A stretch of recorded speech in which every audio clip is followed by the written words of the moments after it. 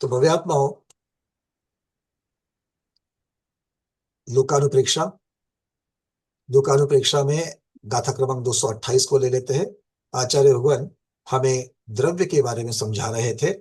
द्रव्य के अनेकांत धर्म को, अनेकांत से किस प्रकार से अनेक अनेक धर्मों को देखा जाता है। अनेक धर्मों को वजह से द्रव्य जो है, वस्तु जो है, पदार्थ जो है वो कार्यकारी होता है, जैसे अर्थ क्रिया कह दिया। और अगर हम सर्वथा एकांत मानेंगे तो सर्वथा एकांत में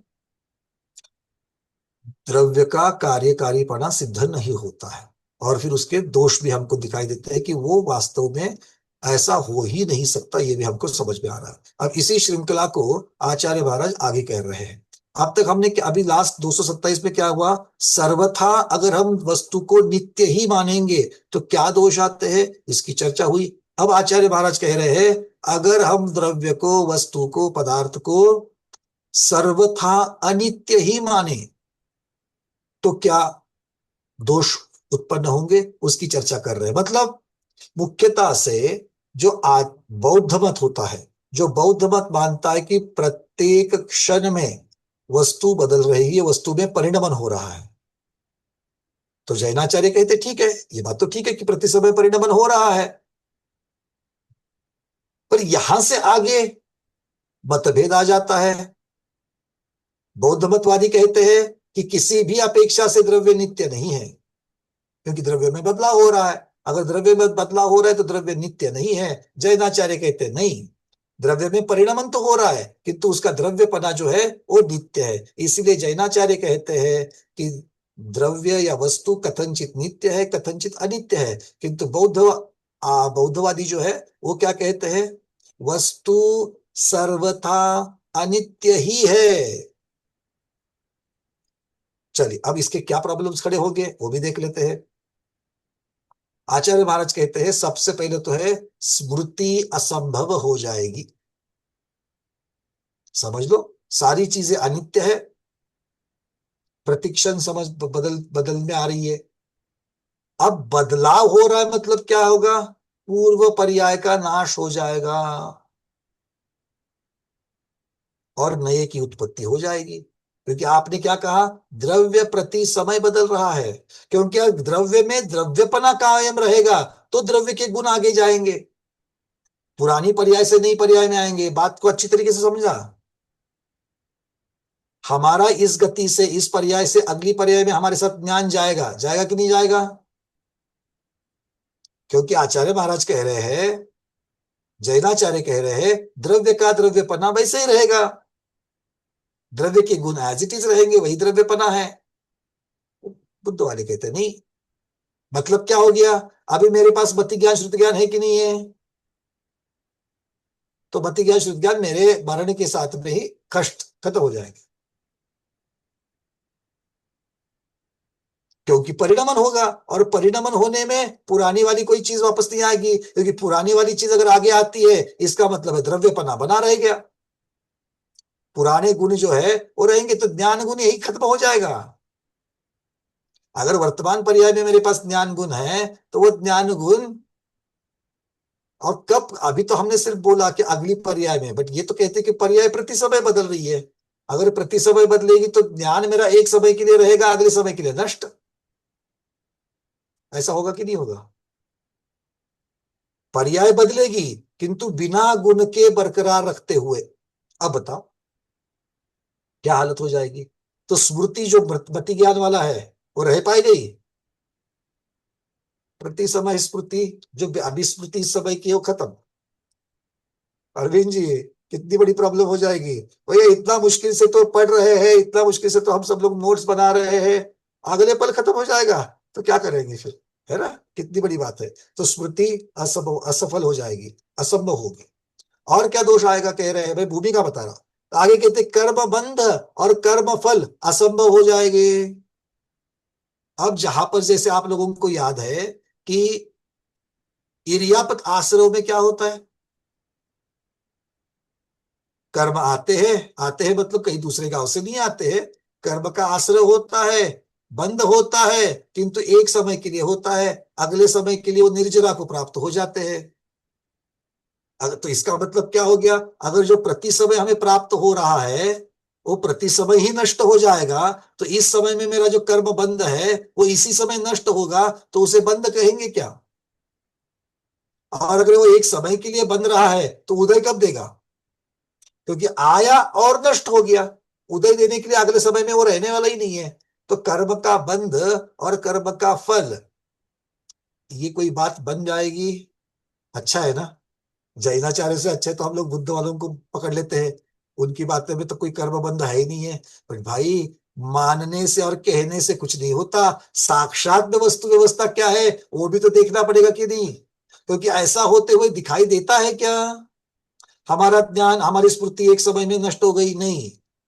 ऐसा कर्म बंध नहीं हो रहा है संसार में रह करके, कर्म का फल नहीं मिल रहा है, ऐसा देखने में आता है क्या? नहीं आता। और जो नहीं आता है वो वस्तु व्यवस्था है क्या? जिसका अभाव है, ऐसी वस्तु व्यवस्था हो जाएगी क्या? नहीं होगी। अब अगला, पुनर्जन्म होगा क्या? सोचने वाली बात है। पुनर्जन्म होगा? पूर्णिमा दीदी, पूर्णिमा दीदी की परियां एक समय में नष्ट होगी, बस खत्म। और कर्म बंध भी नहीं है, तो अगली अगली समय में क्या होगा हमारा? अरे बोलो तो, चिंतन तो करो, कुछ दिख रहा है क्या अगले समय में? क्योंकि जिस कर्म के बंध के भरोसे अगली पर्याय होने वाली थी, वो कर्म बंध का कारण ही खत्म हो गया, तो कर्म का फल अगली पर्याय दिखेगी क्या? नहीं दिखेगी।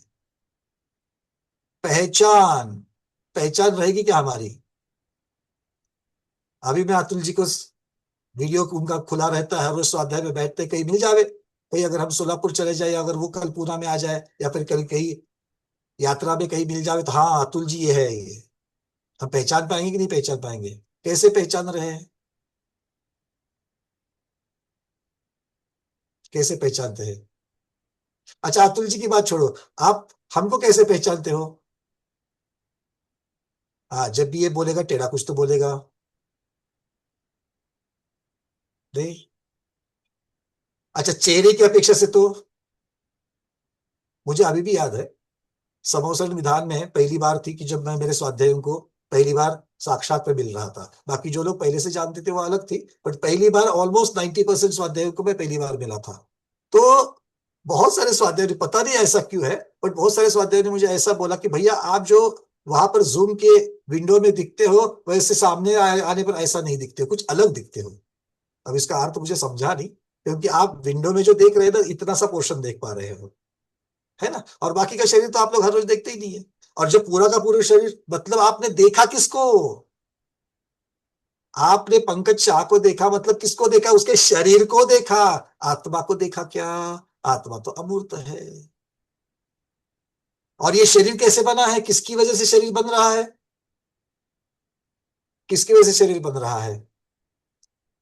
अरविंद जी की आवाज सुन के बहुत दिन हो गए, जरा पूछ लेते हैं उनको। बोलो अरविंद जी। नमस्ते महाराज जी, वंदना भैया। वंदना ही माता जी, वंदना भैया। ये नौ कर्म से पुद्गल वर्गणाओं से शरीर बनता बहुत है। बढ़िया। तो हमारा पुद्गल वर्गना, पर पुद्गल वर्गना आ क्यों रही है? कर्म की वजह से आ रही है, कर्म के कर्म उदय की वजह से आ रही है। शरीर नाम कर्म का उदय है, औदारिक शरीर नाम कर्म का उदय है। तो उन कर्मों के फल के रूप में ये सब कुछ बन रहा है। वर्ण नाम कर्म है कि नहीं है? बंधन नाम कर्म है, संघात नाम कर्म है, संस्थान नाम कर्म है। ये सारे नाम कर्म से तो शरीर मिला है। और अभी अभी तो हमने कहा था कि एक समय के लिए कर्म बंधेगा और उसका नष्ट हो जाएगा, तो नाम कर्म भी नहीं रहा और नाम कर्म का उदय भी नहीं रहा। जब नाम कर्म का उदय ही नहीं रहा, तो उससे मिलने वाला शरीर, क्योंकि नाम कर्म का फल है शरीर, तो कर्म का फल भी नहीं रहा तो शरीर भी नहीं रहा, पहचानोगे कैसे? है कि नहीं प्रॉब्लम? अब इस प्रॉब्लम के ऊपर थोड़ा चिंतन लगाओ। वहां सिद्धालय में बैठे बैठे महावीर भगवान शांतिनाथ भगवान को कैसे पहचानते होंगे? अच्छा चलो, शांतिनाथ भगवान तो पहले हुए थे, उन्होंने कभी उनको देखा ही नहीं था, ठीक है। गौतम स्वामी को तो देखा उन्होंने, 30 साल साथ में रहे हैं, तो गौतम स्वामी की आत्मा भी वहां पर है, महावीर भगवान की वही है सिद्धालय में। और दोनों भी इसी भरत क्षेत्र के आर्यखंड से गए हैं। एक पावापुरी से गए और एक कहाँ से गए? गौतम स्वामी। गौतम स्वामी कहाँ से गए? आधे से ज्यादा लोग हाथ ऊपर नहीं कर रहे हैं।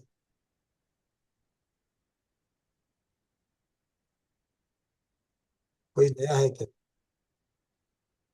अनिता पहाड़ी दीदी कहाँ से गए? गुनावा से गए। गुनावा से निर्वाण को प्राप्त हो गए। बोलो गौतम गणधर भगवान की जय। बहुत सारे लोग यात्रा का भाग है समझ करके पावापुरी से गुनावा जाते भी है, किंतु गुनावा में गौतम स्वामी की, मैंने बहुत बार देखा है कि जो स्वाध्याय करते हैं उनको ही गौतम गणधर महाराज के बारे में पता है।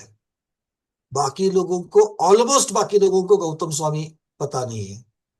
अच्छा एक बात तो बताना, पावापुरी तो सब लोग गए हैं, पक्का गए हैं, एक बार तो कम से कम गए हैं। वहां पर चरण है कि नहीं महावीर भगवान के?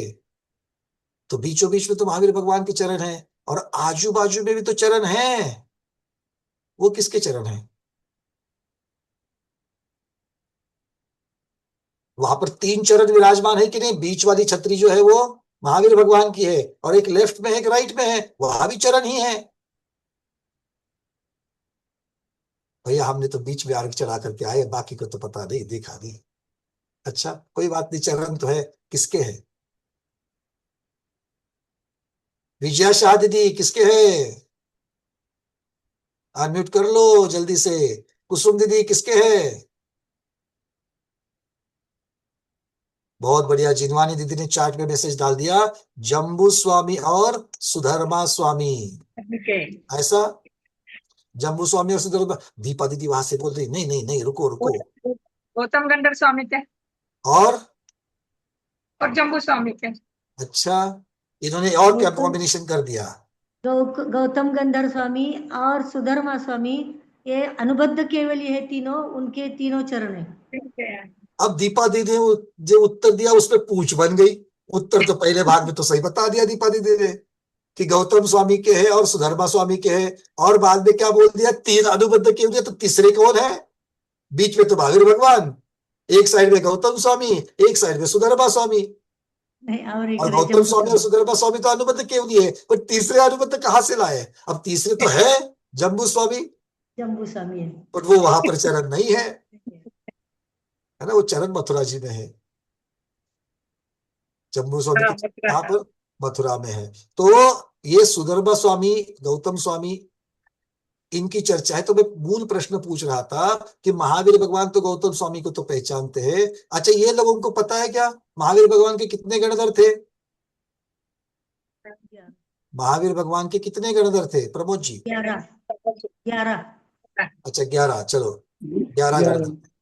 और ये 11 गणधर में से कितने गणधर महावीर भगवान के पूर्व निर्वाण को प्राप्त हुए? महावीर भगवान को तो निर्वाण बाद में हो गया, और उनके शिष्य 9 शिष्य बड़े ऐसे कि जिनको महावीर भगवान के पहले ही निर्वाण प्राप्त हो गया। 11 में से 9 तो भगवान के पहले ही, गुरु के पहले शिष्य निर्वाण को पधार गए। कितने? डॉक्टर शैला दीदी बताओ।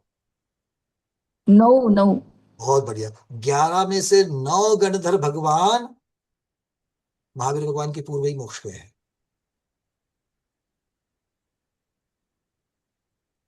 तो ये जो महावीर भगवान ने तो समोसर में इन सबको देखा था।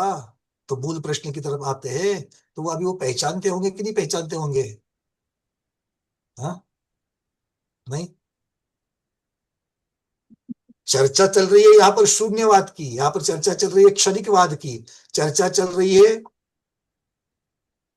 सर्वथा अगर हम द्रव्य को अनित्य ही माने तो पहचान ही खत्म हो जाएगी, प्रत्यभिज्ञान नष्ट हो जाएगा। चलो आप लोगों को उत्तर सारे पता ही है, क्योंकि आपने केवल ज्ञान से तो जानेंगे कि ये किसकी आत्मा है, वो तो पक्का जानेंगे, किंतु यहाँ पर पहचान के लिए उन्हें शरीर की आवश्यकता नहीं है। आगे अब पर्याय जो है, एक पर्याय है और दूसरी पर्याय है। ये दोनों के बीच जब पहली पर्याय नष्ट हो जाएगी फिर अगली पर्याय उत्पन्न होगी, पक्का होगी। पर क्या दोनों पर्याय में जब हम मान रहे हैं कि प्रत्येक पर्याय उसी समय नष्ट होगी, तो पहली पर्याय और अगली पर्याय इन दोनों में कोई संबंध रहेगा क्या? प्रश्न थोड़ा सा सीधा सरल है। अंजलि दीदी, नागपुर।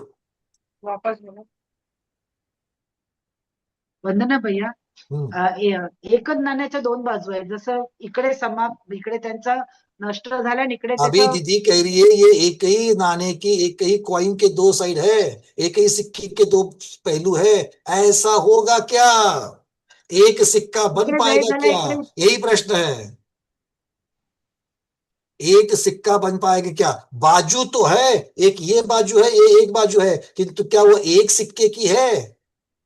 क्योंकि दोनों बाजू एक सिक्के की होगी तो एक सिक्का ये दोनों को कॉमन होता है, वो दोनों में द्वार, उसका एक ब्रिज, जोड़ होता है। और वो कब? जब पहली पर्याय का दूसरी पर्याय के साथ में संबंध बनेगा तब ये चीज होगी। और यहां तो क्या कह रहे हैं, पहली पर्याय नष्ट हो रही है और दूसरी नई पर्याय उत्पन्न हो रही है। तो जब हम पहली पर्याय नष्ट हो रही है और दूसरी पर्याय नई प्रकार से उत्पन्न हो रही है, ऐसा कहेंगे तो दोनों पर्याय तो है किंतु दोनों में संबंध बनेगा क्या? ये प्रश्न है। नहीं अब बने. समझ में आ गया सबको? मीनाक्षी दीदी, क्या लगता है? नहीं बनेगा. नहीं बनेगा। बहुत बढ़िया, समझ में आ रही बात? भैया, अनम्यूट करिए दीदी। जो 11 गंडर 9 एक गंडर मिनट, एक मिनट, पहले. रुको रुको, गंधर्व भगवान पर आएंगे, पहले इसको तो पूर्ण कर लो अभी, ये विषय को। हाँ, तो बात यह है कि जब हम ऐसा मानेंगे कि पर्याय तो होती है, अनित्यता तो है, किंतु प्रत्येक पर्याय उसी समय नष्ट हो रही है, तो एक पर्याय का दूसरे पर्याय के साथ में संबंध बनेगा क्या? नहीं नहीं बनेगा। नहीं क्योंकि पहली बनेगा. पर्याय पूर्णता से नष्ट हो गई तो उसका कोई संबंध ही नहीं है, अगली पर्याय नई सिरे से बन रही है, कोई संबंध नहीं। जैसे पुद्गल है, जैसे पुद्गल है। अब समझने के लिए एक उदाहरण ले रहा हूं मैं, इप्सन बर्ड्स वाला।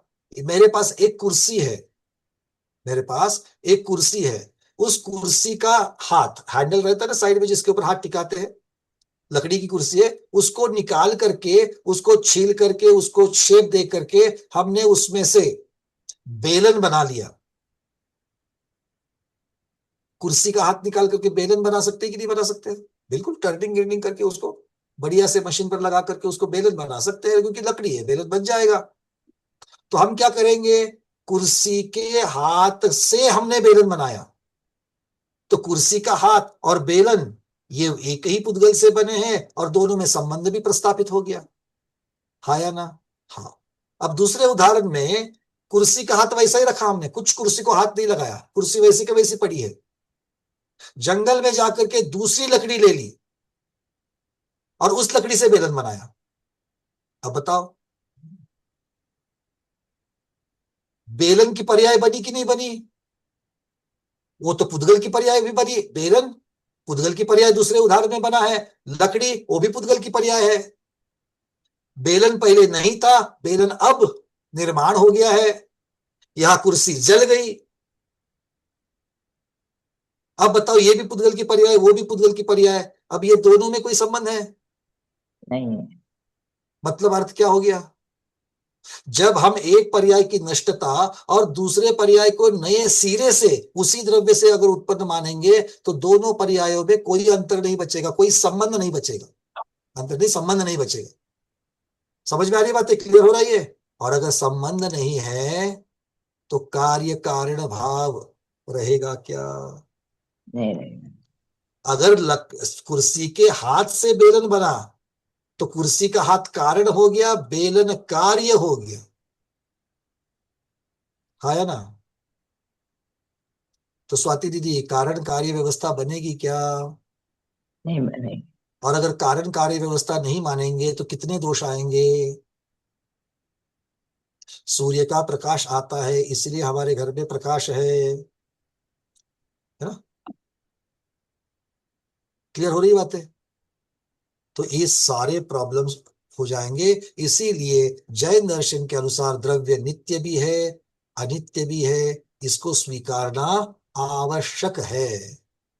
क्यों? क्योंकि वही वस्तु स्वभाव है। आचार्यों ने बताया इसलिए नहीं, जो वस्तु व्यवस्था है वो वस्तु व्यवस्था की चर्चा चल रही है। ठीक है, क्लियर है।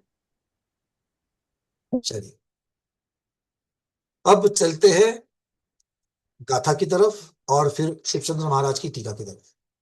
गाथा क्रमांक 228। पज्जयमित्तं तच्चं विनस्सरं खणे खणे वि अन्नन्नम् अन्न इदव्वैहीनं नयकज्जं किं पिसाहेदि। विनस्सरम, विनश्वर, क्या कह रहे आचार्य महाराज? विनस्सरम मतलब विनश्वर है, अनित्य है। क्या है? पज्जयमित्तं तच्चं, पर्याय मात्र तत्व, तच्चं मतलब तत्व। और खने खने भी अन्नन्नम, क्षण क्षण में वो अन्य अन्य होवे। अन्य अन्य होवे मतलब अलग अलग होवे। क्योंकि जब अन्य कहते हैं तो पहले का कोई संबंध नहीं रहता है। आया ना। तो क्षण क्षण में अन्य अन्य होवे। अगर ऐसा विनश्वर माने, कैसा विनश्वर मानना है? जो पर्याय क्षण क्षण में अन्य अन्य होवे, मतलब पहली पर्याय का दूसरी पर्याय को कोई संबंध नहीं रहे, ऐसी अगर बात चले। और अन्नई दव्व विहीनम, अन्नई मतलब अन्वयी, अन्वय और अन्वयी। अन्वय मतलब क्या? संबंध। और अन्वयी मतलब जिसका संबंध होता है वो संबंधी। तो अन्वयी, अन्वयी से दव्व विहीन मतलब अन्वयी द्रव्य से रहित होता हुआ। कौन रहित होता हुआ? वो पर्याय। उस पर्याय का संबंध उस द्रव्य से नहीं रहता। क्यों नहीं रहता? क्योंकि द्रव्यपना नहीं रहता, इसलिए उस पर्याय में द्रव्य का बिल्कुल द्रव्यपना नहीं रहता। और आगे क्या कह रहे हैं? किम पी कज्जम नय साहेदी, वो कुछ भी कार्य को सिद्ध नहीं कर सकता। क्योंकि जब कारण कार्य भाव ही समाप्त हो जाएगा, जब कारण ही समाप्त हो जाएगा तो कार्य कैसे होगा? कारण उपस्थित हो तो भी कार्य होवे ही जरूरी नहीं। ध्यान से सुनो, कारण उपस्थित हो तो भी कार्य होवे ही ये जरूरी नहीं। किंतु कार्य उपस्थित हो तो कारण पक्का उपस्थित होता है ना। मतलब कार्य होने के लिए कारण जरूरी है, और कारण नहीं तो यहां पर कार्य नहीं दिखेगा। आचार्य महाराज जी कहते हैं अर्थात ये सब क्षण स्थायी विनश्वर का कोई कार्य नहीं होता। जो क्षण क्षण में जो नष्ट हो रहा है उसका कोई भी कार्य हमें नहीं दिखता। ये आचार्य महाराज यहाँ पर कह रहे हैं। क्लियर है? थोड़ा बहुत बात वही है। प्रभु जी प्रश्न लेता हूं, बस इसको पूर्ण करते हैं। अब टीका की पहले छाया देख लेते हैं। पर्याय मात्रम तत्वम विनश्वरम क्षणे क्षणे अपि अन्यत अन्यत अन्वयी द्रव्य विहीनम न च कार्यम किम अपि साधयति। यदि तत्वम जीवादि वस्तु, तत्वम अर्थात जीवादि वस्तु पर्याय मात्रम मति ज्ञानादि पर्याय रूपम, पर्याय मात्रम अर्थात चर्चा किसकी चल रही है? जीवादि द्रव्य के लिए। तो जीव को प्रधान करते हुए बोल रहे हैं कि पर्याय मात्रम, अगर जीव सिर्फ पर्याय रूप से रहेगा तो पर्याय कौन सी है जीव की? ज्ञान गुण की पर्याय मति ज्ञान आदि। तो मति ज्ञान आदि पर्याय रूपम जीव द्रव्य विहीनम मुद्रव्य विहीनम च शिव शिवक स्थास कोश कुसुल घटक घटक पालादि रूपम क्षणे क्षणेपि समये समयेपि अन्योन्यम परस्परम अन्वयी द्रव्य विहीनम। अन्वय शिवक स्थास कोश कुशलादयः ते विद्यन्ते यस्य तत् अन्वयितच्च तद्द्रव्यं च तेन विहीनं जीवादिद्रव्य विहीनं विनश्वरं प्रतिसमयं विनाशी अंगीक्रियते चेत् तर्हि तद्द्रव्यं किमपि कार्यं न साधयति। आचार्य महाराज ने इतना लंबा वाक्य लिख दिया, इसलिए पूरा वाक्य बोल दिया। अब इस वाक्य को क्या करना पड़ेगा, अलग अलग करना पड़ेगा। चलिए अलग अलग करके देखते हैं कि क्या कह रहे हैं आचार्य महाराज। मीनवाइल मैं प्रश्न को सिर्फ जमा करके लेता हूं, चर्चा बाद में करूंगा, ताकि अगर इसमें उत्तर आ जाए तो उसकी चर्चा कर पाऊं। प्रमोद जी बोलिए। मेरा खाली मतलब चिंतन थोड़ा सा कभी ये चलता है, जैसे बात चल रही थी, एक पर्याय खत्म हो गई, लिंक है, कारण कार्य व्यवस्था तो है, लेकिन वो पर्याय के आगे जो पर्याय आ रही है वो पर्याय तो उससे मतलब पर्याय व्यंजन पर्याय बन रही है, तो वो मतलब वो संचय कहाँ हो रहा है, कैसे हो रहा व्यंजन पर्याय की तो चर्चा ही नहीं यहाँ पर। वो बोलते है? प्रत्येक पर्याय प्रति समय नष्ट हो रही है। वो तो मैं यहाँ के सिद्धांत मतलब इसी सिद्धांत में मेरे वो पहले वाला सिद्धांत आ गया कि व्यंजन पर्याय बन कैसे रही है, मेरा बहुत मतलब ये बढ़िया। है, अगर अर्थ पर्याय खत्म की हो रही, अपेक्षा समाप्त देखा हो रही जाए, है? अगर अर्थ पर्याय, अगर पहले पर्याय को दूसरी पर्याय अगर कारण कार्य नहीं बनेगी तो लंबी वाली पर्याय भी नहीं बन सकती है। हाँ, वही मेरा मतलब है।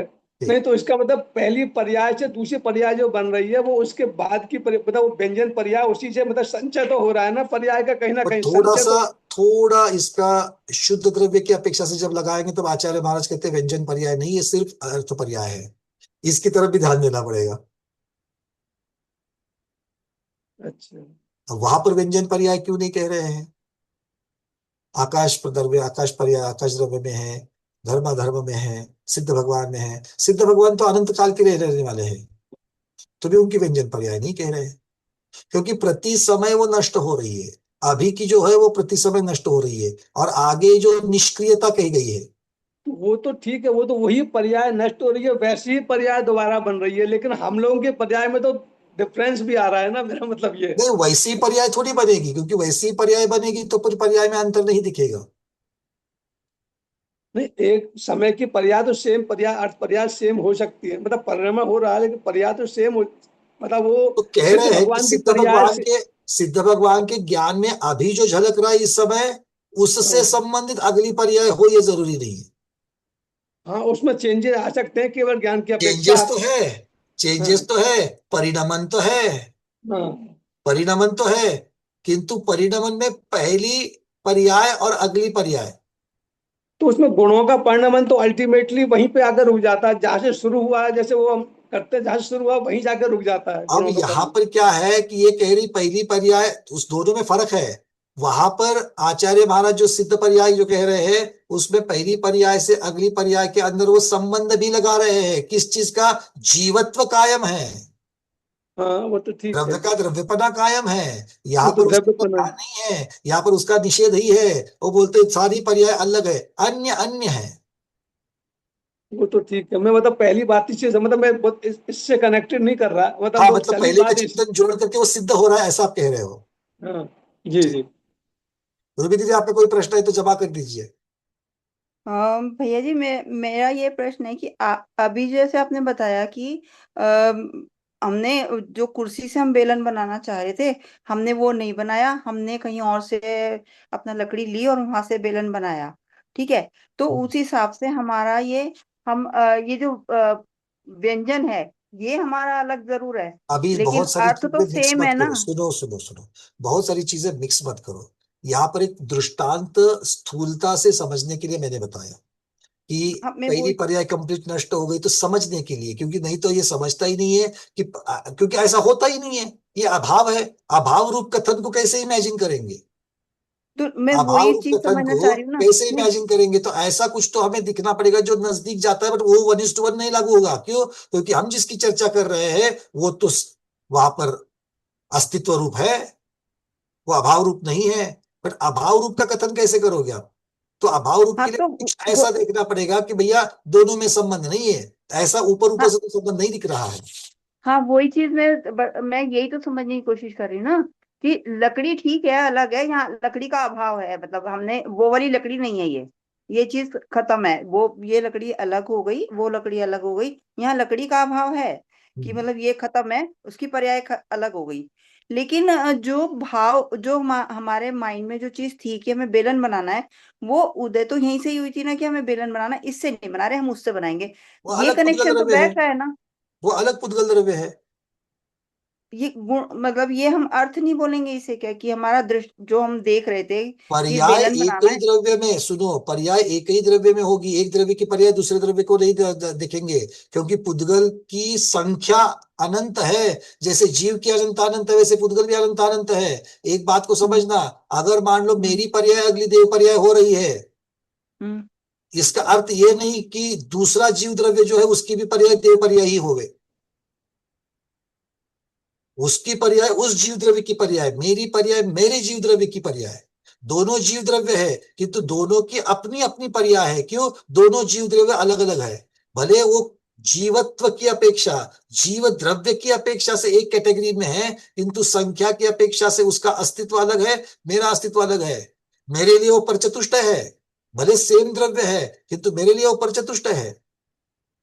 मतलब हम यहाँ पे जो हमने सोचा कि हमें मतलब वो बनाना है, बेलन बनाना है, ये हमने यहाँ, अगर हम कुर्सी को देख के सोच रहे हैं तो तब ये कनेक्शन नहीं बैठेगा क्या, मतलब तो इसका हमें कि ये रूबी दीदी, पर्याय। हमें हमें उदाहरण किसका चाहिए? दोनों में कनेक्शन नहीं है, ऐसा ही तो उदाहरण चाहिए था। तो वही तो मैं जानना चाह रही हूँ, इसमें कनेक्शन नहीं है क्या, वही तो कैसे मैं जानना कनेक्शन चाह है? रही हूँ। एक लकड़ी मेरे यहाँ पर घर में है, दूसरी लकड़ी मैंने वहां से ली है जंगल से, और लकड़ी, जंगल की लकड़ी से मैंने बेलन बनाया, और यहाँ की लकड़ी, यहाँ कुर्सी जल गई, ये कुर्सी की पर्याय नष्ट हो गई। तो लकड़ी अच्छा, से ही कुर्सी बेलन जल बना गई। है, बट क्या इस अच्छा, लकड़ी से बेलन बना है? नहीं बना। कुर्सी जल गई, अच्छा ठीक है, फिर ठीक है। ये समझने के लिए मैंने अलग द्रव्य दिखाएंगे तभी तो समझ में आएगा। नहीं तो हम्म यहाँ तो हम्म चर्चा चल रही एक द्रव्य की ही पर्याय नष्ट होती है, इस प्रकार से कह रहे हैं। अब एक द्रव्य की अब पर्याय समझ। नष्ट होगी तो अगली पर्याय किसकी बनाऊंगा मैं?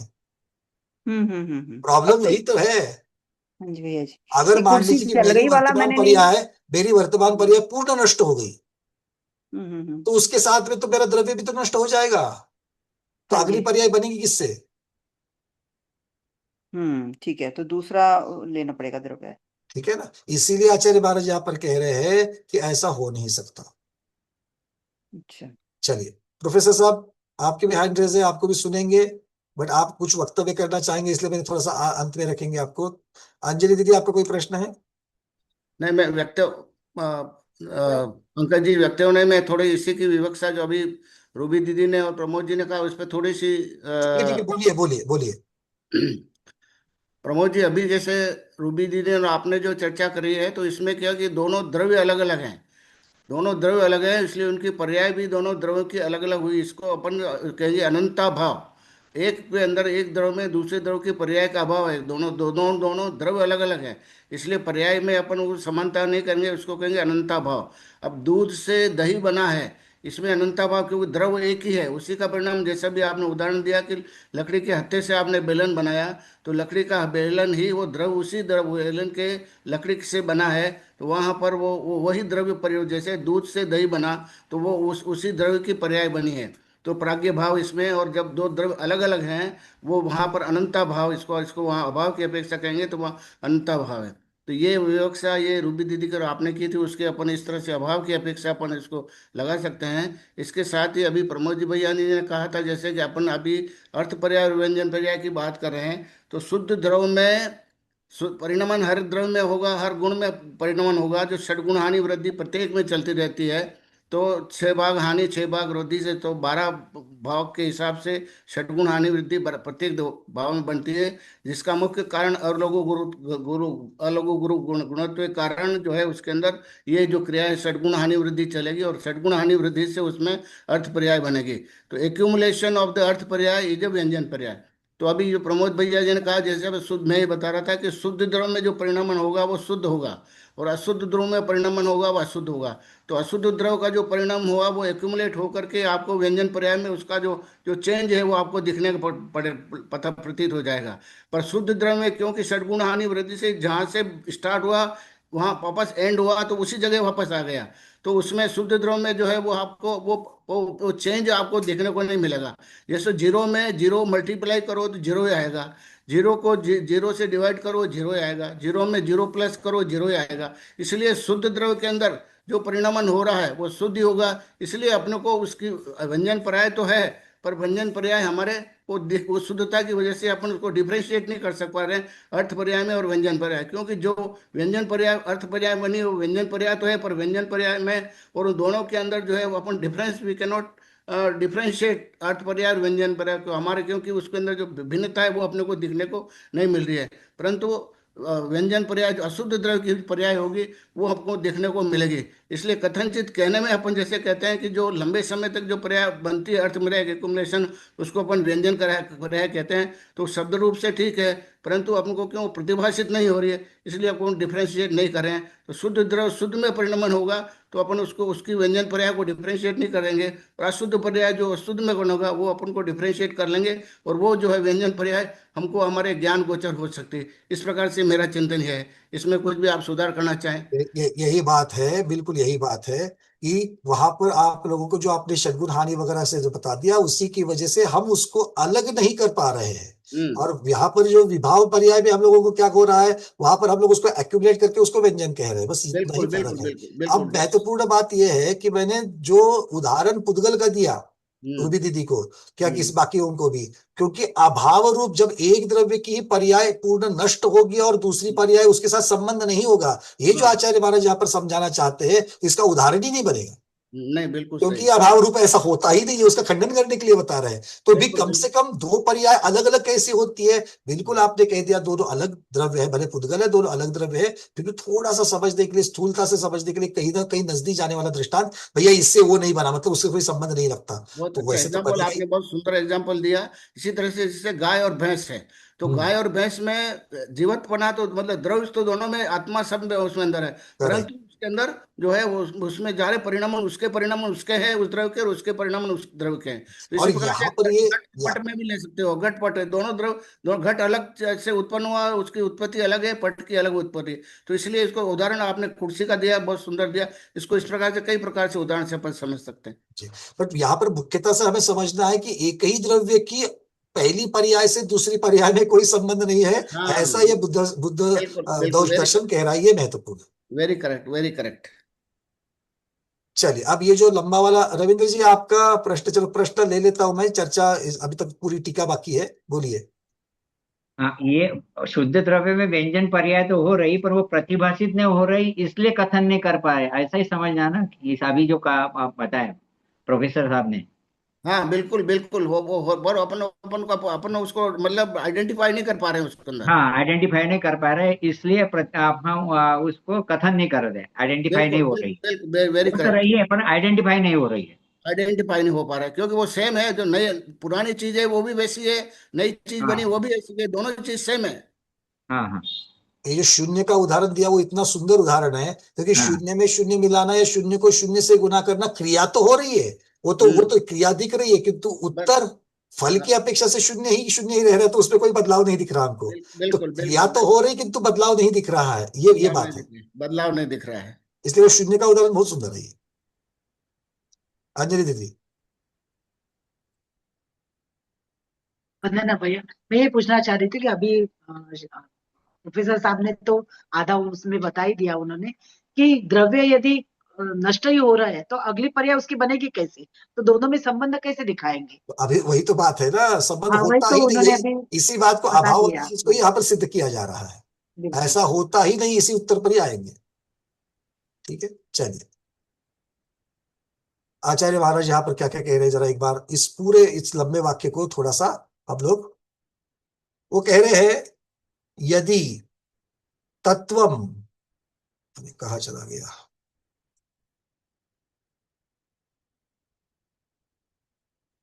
पीडीएफ का यही एक प्रॉब्लम है कि थोड़ा सा हाथ लगते ही 50 पेजेस आगे चले जाते हैं।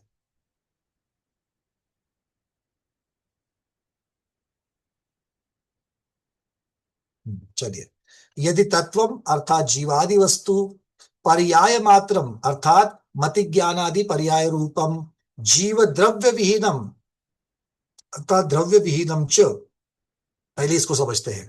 वो कह रहे यदि, अगर, तत्वम, तत्व किसे कहेंगे यहां पर, वास्तविक वस्तु का जो भाव है, जो स्वभाव है, उसका जो स्वरूप है, सत्य स्वरूप, यथार्थ स्वरूप है, वो जीवादि वस्तु अर्थात जीवादि पदार्थ पर्याय मात्र, अगर सिर्फ पर्याय ही, कैसे मति ज्ञान आदि पर्याय के रूप वाले हो, जीव द्रव्य से रहित हो और द्रव्य विहीनम, स्थायित्व से, द्रव्य पने से, उसकी नित्यता के अभाव से, च, अब च को आगे जोड़ेंगे उसके आगे, किंतु यहां क्या कह रहे हैं, यदि जीवादि पदार्थ केवल मति ज्ञान आदि पर्यायों का ही समूह जाना जाए, उसे जीव द्रव्य और स्थायी द्रव्य से रहित माना जाए।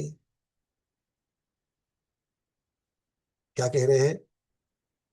क्या ऐसा है कि जीव द्रव्य, छोटा सा प्रश्न पूछता हूं यहां पर मैं, उसका अर्थ वही है, क्या जीव द्रव्य सिर्फ मति ज्ञान आदि पर्यायों का समूह है?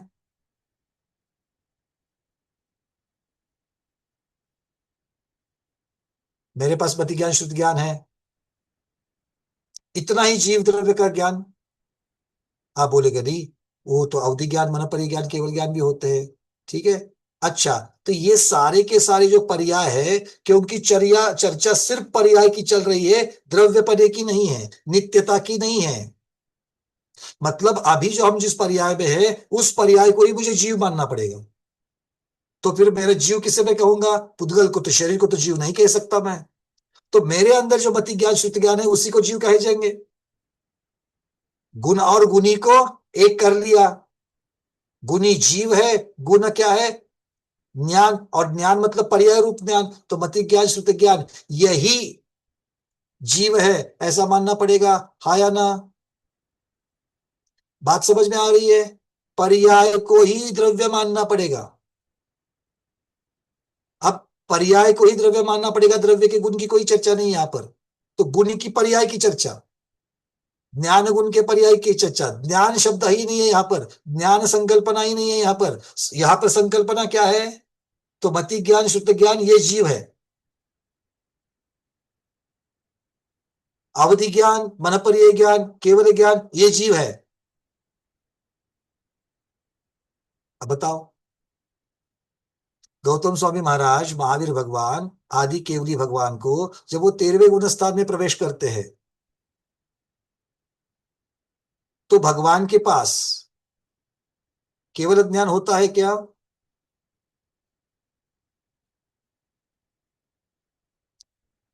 प्रश्न मेरा ये है, 13वें गुण स्थान में भगवान के पास केवल ज्ञान होता है क्या? मेरे ऊपर विश्वास नहीं करते, मुझे मालूम है, अपनी बुद्धि से बता दो। आपको पता है कि कुछ तो इसमें टेढ़ापन है, टेढ़ापन तो है, तो टेढ़ापन क्यों है? क्योंकि हमें समग्रता से इसका विचार करना है, क्योंकि आज तक हमारे दिमाग में बैठा हुआ है कि केवली भगवान के पास केवल ज्ञान है। जीव के पास ज्ञान होता है कि नहीं होता है? आपके और मेरे पास मति ज्ञान शुद्ध ज्ञान है कि नहीं है? तो 13वें गुण स्थान में जब महावीर भगवान थे, तब उनके पास केवल ज्ञान था। ये सही है कि गलत है? सारिका दीदी, हाँ होता है। अब ये किसकी अपेक्षा से है? ज्ञान नित्यता की की अपेक्षा अपेक्षा से है कि अनित्यता की अपेक्षा से है? पर्याय की अपेक्षा से है कि गुण की अपेक्षा से है? क्योंकि गुण क्या है? जीव का गुण क्या है? सारिका दीदी, जीव का गुण क्या है? ज्ञान और दर्शन। तो आपने अभी तो बता दिया, ज्ञान और दर्शन। और 13वें गुण स्थान में भगवान के पास गुण है कि नहीं है? फिर वहां पर आप ज्ञान की जगह पर है। केवल ज्ञान कह रही हो। फिर आप बोलना था कि जीव के गुण कौन से है? केवल ज्ञान, मति ज्ञान, शुद्ध ज्ञान, ये जीव के गुण हैं। अब बताओ, समझ में आ गई मेरा प्रॉब्लम क्या हो रहा है? अगर हम ज्ञान को केवल ज्ञान कहेंगे, जो 13वें गुण स्थान में हम कह रहे हैं कि भगवान के पास ज्ञान गुण है, इसकी जगह पर हम कह रहे हैं भगवान के पास केवल ज्ञान है।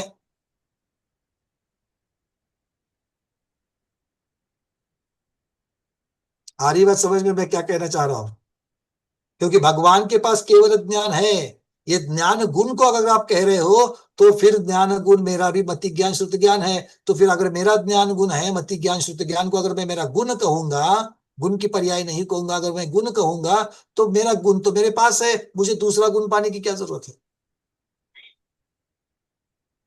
इसका मतलब ये सारे के सारे जो नाम है ये पर्याय के ज्ञान है, पर्याय के नाम है। ये क्या है? पर्याय के नाम। तो उत्तर क्या होगा? 13वें गुण स्थान में महावीर भगवान के पास ज्ञान गुण है और ज्ञान गुण की पर्याय केवल ज्ञान है। ठीक है। तो महावीर भगवान के पास 13वें गुण स्थान में कथनचित ज्ञान गुण है, कथनचित केवल ज्ञान है। एक नित्यता की अपेक्षा से, गुण की अपेक्षा से वर्णन, एक पर्याय की अपेक्षा से वर्णन। समझ में आ रही बात? क्योंकि आप केवल ज्ञान को ही गुण मानोगे। जैसे पहले हम कह रहे थे, अगर आप केवल ज्ञान को ही गुण पाएंगे, मानेंगे, तो अभी हमारे पास केवल ज्ञान है क्या? मतलब ज्ञान नहीं है। और अगर ज्ञान नहीं है तो मेरा जीव द्रव्य का अभाव हो जाएगा। तो क्या आप और मैं जीव द्रव्य नहीं है? बात समझ में आ गई? टेढ़ापन कहां पर तैयार हो रहा है? हम अगर एकांत करेंगे कि केवल ज्ञान ही ज्ञान गुण है और जीव तो ज्ञान गुण के बिना नहीं रहता, तो आप और मैं जीव है। अगर जीव है तो हमारे पास केवल ज्ञान होना चाहिए। अभी है क्या? नहीं है। और अगर केवल ज्ञान नहीं है तो फिर हम जीव ही नहीं है, ये अर्थ हो जाएगा। पर फिर भी हम जीव है। समझ में आ रही है बातें? तो हम लोगों ने केवल ज्ञान ये गुण की पर्याय को गुण माना। मतलब गुण और गुण की पर्याय ये दोनों को अभिन्न रूप से जान करके कथन कर दिया। समझ में आ रही है बातें? क्लियर हो रहा है? तो अब तक जो दिमाग में हम लोगों ने केवली भगवान के पास केवल ज्ञान होता है या फिर सिद्ध भगवान के पास केवल ज्ञान होता है, ये गलत नहीं है, किंतु उसकी विवक्षा समझ लो, ऐसा कहने का कारण समझ लो।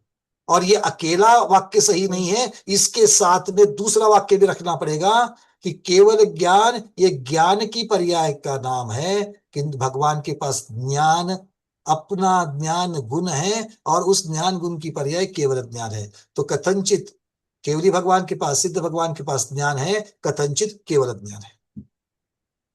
ये दोनों चीजें, दोनों विवक्षाएं समझनी पड़ेगी। ये गुण की विवक्षा, एक पर्याय की विवक्षा। क्लियर हो रहा है? ये समझने का हमारे ही अब तक की जो इंफॉर्मेशन है उसकी तरफ देखने का नया आईना हमको मिल रहा है यहाँ पर। और यही आईना है। अगर ये आईना नहीं लगाओगे तो एकांत बन जाएगा। और वो एकांत कैसे दोष उत्पन्न कर रहा है वो अभी आपने देखा। भगवान की ज्ञान, भगवान का ज्ञान गुण, अगर ज्ञान गुण केवल ज्ञान है तो फिर आप में और हम में केवल ज्ञान नहीं है, तो हमारे पास ज्ञान गुण नहीं है, ये सिद्ध हो जाएगा। और केवल ज्ञान नहीं है, ज्ञान गुण नहीं है, तो हम जीव ही नहीं है, ऐसा हो जाएगा। समझ में आ रही बातें? क्लियर है? चलिए, आचार्य महाराज कुछ कहना चाह रहे, उसके पहले दर्शन कर लेते हैं और फिर उसके बाद आचार्य विद्यानंद महाराज के पास चलते हैं। जय हो प्रज्ञाश्रमण मुनि श्री अमित सागर जी गुरुदेव की जय। नमोस्तु नमोस्तु नमोस्तु भगवान नमोस्तु। गुरुदेव नमोस्तु हाँ भगवान। सब गुरु आशीर्वाद गुरुदेव नमोस्तु। गुरुदेव के चरण में त्रिकाल नमोस्तु भगवान। हाँ आशीर्वाद। आचार्य विद्यानंद महाराज को मैं विनती करता हूँ कि भगवान आप कुछ कहना चाह रहे तो बताइए।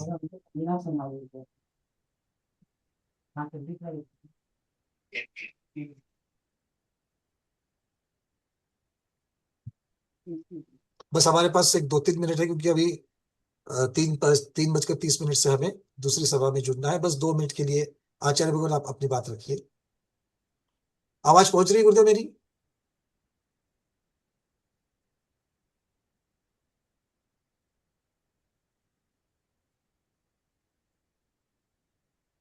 आचार्य महाराज तक शायद मेरी आवाज नहीं पहुंच पा रही है। कोई बात नहीं, तो आज के स्वाध्याय को हम यही संपन्न करते हैं, क्योंकि आज समय का अभाव है। इस चर्चा को हम लोग कल और आगे बढ़ाएंगे। तो आज के स्वाध्याय को गुरुओं के श्री चरणों में बारंबार नमोस्तु वंदनामि इच्छाकार करते हुए यहीं पर संपन्न करते हैं। जैनम जयतु शासनम, जैनम जयतु शासनम, जैनम जयतु शासनम।